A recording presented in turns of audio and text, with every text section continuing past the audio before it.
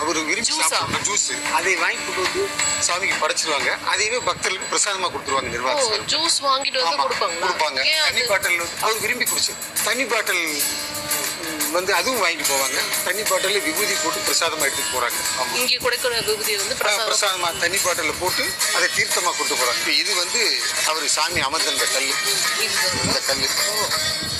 இந்த கல் சாமி அவர் உட்கார்ந்து பாதுகாத்து பத்திரமா இங்கே பூஜை நடக்கும்.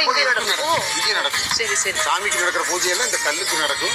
சாமி உபயோகப்பட்டு கொடுக்குற இந்த காருக்கு நடக்கும். இதெல்லாம் வந்து சாமி உட்கார்ந்துருது இல்லை. அவருக்காக வச்சிருந்த இடம் சொல்லி அவர் பயன்படுத்தல. இதை சமாதியான பின்னாடி இதுல உட்கார வச்சிருக்காங்க. அது அவர் உயிரோட இருக்கப்ப இதை பயன்படுத்தி இதுல எல்லாம் உட்கார மாட்டார். கல்லுல தான் உட்காருவார். ஓ சரி சரி. எளிமையா தான் இருக்கும். அதே மாதிரி தான் இருக்கும். ஐயாவோட சிலை சாய்பாபா மாதிரி. ஓ சரி சரி. நம்ம ஆனா இவர் தான் இல்லையா? இவரே. இது வந்து அவர் உபயோகப்படுத்திருக்கார். இன்ன வரைக்கும் இதுக்கும் பூஜை நடக்கும்.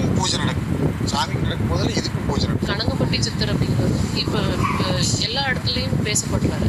முதல்ல இந்த கனகம்பட்டி சித்தர் அப்படிங்கிறது யாரும் நிறைய பேருக்கு தெரிஞ்சிருக்க வேண்டாம் இல்லையா? ஸோ அவரை பற்றி நீங்கள் சொன்னால் நல்லா இருக்கும்னு நினைக்கிறேன். கனகம்பட்டி சித்தர் வந்து இவரோட இயற்பெயர் வந்து காளிமுத்து. அதாவது இவர் கனகம்பட்டிலேயே பிறந்தவர். கனகம்பட்டி ஒரு சாதாரண கூலி தொழிலாளி குடும்பத்தில் பிறந்தவர். ஒரு 25-30 வயசு வரைக்கும் நம்மள மாதிரி சாதாரண மனுஷனாக வந்து நடமாடிட்டு இருக்காரு. அவர் குடும்ப தொழிலை பார்த்துட்டு நடமாடிட்டு இருந்தார். 30-35 வயசுக்கு மேலே அவர் தோட்டத்திலையும் நடைமுறை பாவனையெல்லாம் ஒரு மாற்றம் தெரிஞ்சு. அப்புறம் பழனிமலை அடிவாரத்திலேயே சுற்றிட்டு இருப்பார். பார்க்கறதுக்கும் இதுக்கும் ஒரு வித்தியாசமான தோற்றமாக இருந்தார் சாமி. மற்றவங்களிருந்து ஒரு வித்தியாசமாக பேச்சு வழக்கு எல்லாமே ஒரு வித்தியாசமாக இருக்கு. அப்பவும் சாமியோட பக்தர்கள், அப்போ ஆரம்பகால பக்தர்கள்லாம் அவர் ஒரு வித்தியாசம் பார்த்து அவங்க பின்தொடர்ந்து அவங்க கூடவே இருந்தாங்க. ஆனால் அப்போவெல்லாம் நாங்கள்லாம் கூட அவர் சாமியை நம்பலை. நீங்கள் ஆரம்ப காலத்தில் நம்பவே இல்லை? ஆரம்ப காலத்தில் சாமி வந்திருக்கிறோம், பார்த்துக்கிறோம், முழுசாக நம்பலை நாங்கள்லாம். அப்போ சாமி கிட்ட வந்துக்கிறோம், ரொம்ப நாளாக வர்றோம், உட்காந்துக்கிறோம், நம்ப வைக்கலின்னு அர்த்தம்.